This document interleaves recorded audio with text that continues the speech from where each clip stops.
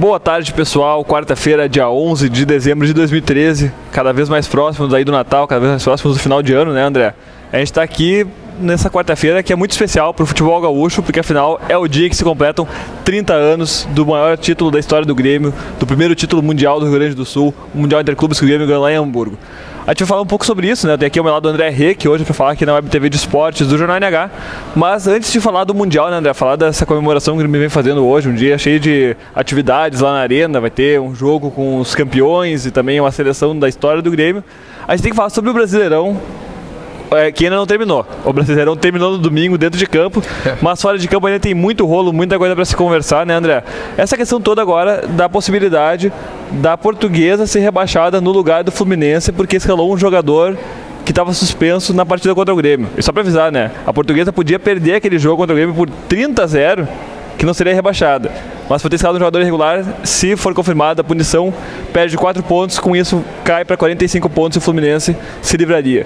Como é que pode, né, Brandão? A gente está em 2013 e ainda o futebol brasileiro dá esse tipo de imagem de interpretação que não se sabe muito bem como é que termina o campeonato e ainda tem a chance de um tapetão rolando, né? Eu fico tentando me colocar na posição do torcedor da Portuguesa, né, Chico? Pô, os dirigentes estão alegando que talvez o advogado que acompanhou a sessão lá do STJD tenha passado a informação errada, que diz que era um jogo só e eram dois que ou que a notificação vem na segunda-feira, não na sexta. Mas, e o dirigente não ter certeza disso e para poder escalar o jogador, e aí pode custar aí um rebaixamento para a equipe. Um jogador que entrou no segundo tempo de um jogo que não valia nada, né? É uma situação... não tem muito nem o que comentar. Assim, se realmente aconteceu, merece ser rebaixado mesmo. Pois é, mas aí eu fico pensando, né, André? Eu estava acompanhando agora ali as discussões, os programas de mesa redonda agora aqui na Sport TV, na ESPN e tal, e o pessoal deixou uma alegação muito, muito verdadeira. Grande parte do problema desse jogo também é o seguinte: o jogador que foi punido, o Everton, que ele foi expulso depois do jogo contra o Bahia, que era na antepenúltima rodada. Foi expulso depois do jogo porque reclamou com o juiz e tal.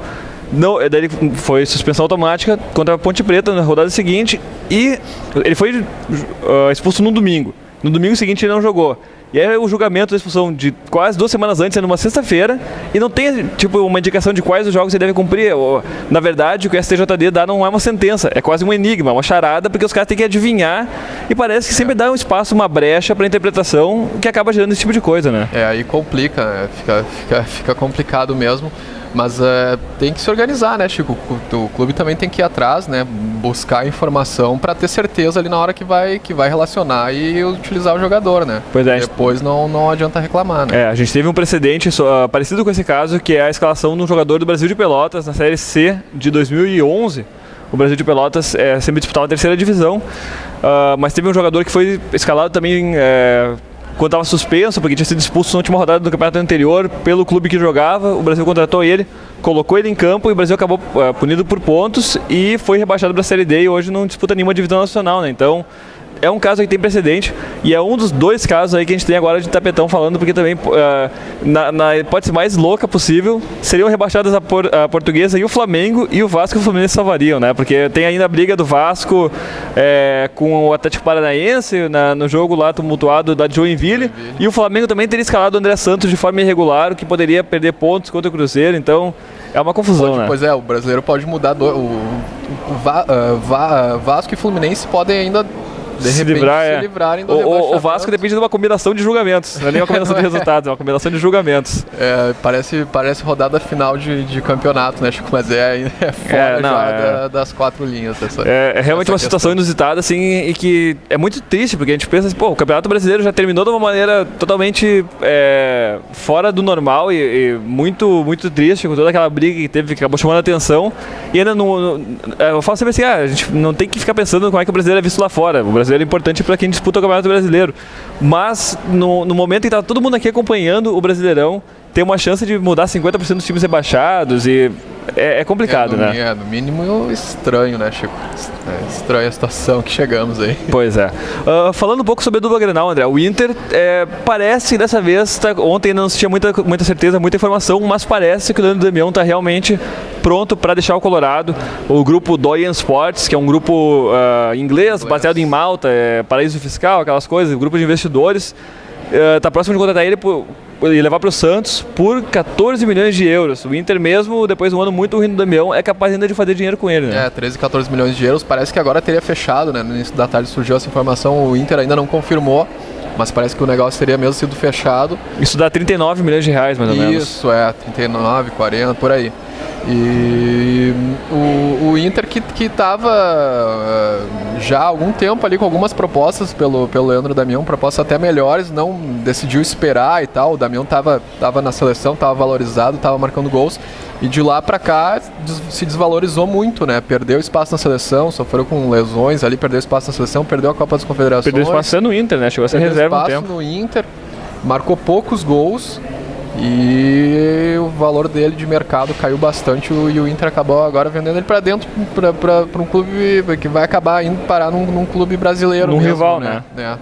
É uma situação, me parece que o Inter e também talvez até o Damião, né, o seu empresário, acabaram não lidando bem, porque se fala muito de uma proposta do Napoli no meio do ano, e que o Inter teria aceitado a venda, mas o Damião não teria gostado da proposta pessoal dele, questão de salários e publicidade e tudo mais, e por isso ele teria decidido ficar aqui no Inter. Então, talvez também uma má condução do negócio por parte de quem representa o Damião, né?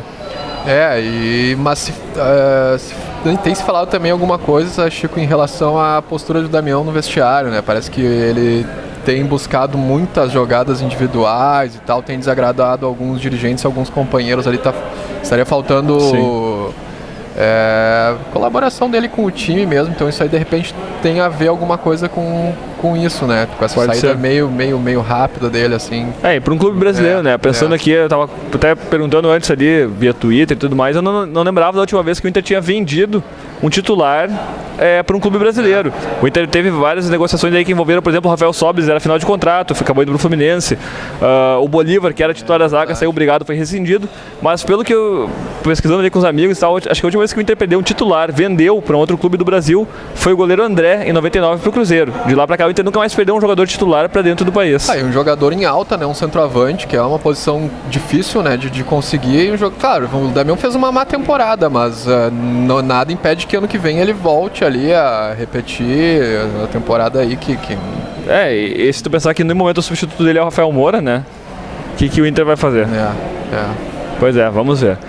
Falando agora então, André, da comemoração. Nessa quarta-feira, então, o Grêmio, a partir das 5 horas da tarde, vai ter um jogo especial na Arena para comemorar os 30 anos do título mundial em Hamburgo, né? Durante a madrugada, vários eventos já foram feitos ali via internet, transmissão de jogo, do jogo contra o Hamburgo, né? O jogo que marcou o auge da história tricolor. Em 1983, o Grêmio tinha 80 anos de vida e pintou o mundo, mostrou que o mundo era realmente azul. 2 gols do Renato Portaluppi contra o Hamburgo, um gol no início do primeiro tempo, um gol na prorrogação, e o tricolor lá em Tóquio cravou a bandeira do Grêmio no lugar mais alto do planeta e foi dono do mundo, né, André? Data histórica mesmo, lógico, né? Título mundial do Grêmio aí, expectativa realmente legal para essa festa aí de todos os gremistas, né, Chico? E o curioso é que um dos principais personagem, o protagonista, o Grêmio não consegue contato com ele, né? O Fábio Kovács, que tentou ligar no início da semana, não conseguiu falar, deixou recado. E o mais curioso é que ele tá no Grêmio no momento, ele é contratado do Grêmio e não vai estar aí. Não vai participar da festa e não consegue nem ser contatado. O Fábio Kovács queria de repente já encaminhar alguma coisa em relação à próxima temporada e não consigo contato aí. Pois é. Mesmo assim, fica a comemoração, nossos parabéns para os tricolores nesse dia de São Portaluppi, né, como alguns falam, é o dia máximo da história do Grêmio. Então, parabéns aos gremistas. Sobre a possível venda do Damião por Inter, a gente vai ter muito mais notícias ao longo do dia, e vocês vão ver sempre no site do Jornal NH, ou na edição impressa do NH de amanhã, assim como toda a repercussão e a conclusão da história sobre essa reviravolta aí, tapetão e contra-tapetão e disputa de advogados e julgamento no Campeonato Brasileiro. A gente volta então nessa quinta-feira, no dia 12, de novo às 3 horas da tarde, com mais uma TV de esportes do Jornal NH. Até lá!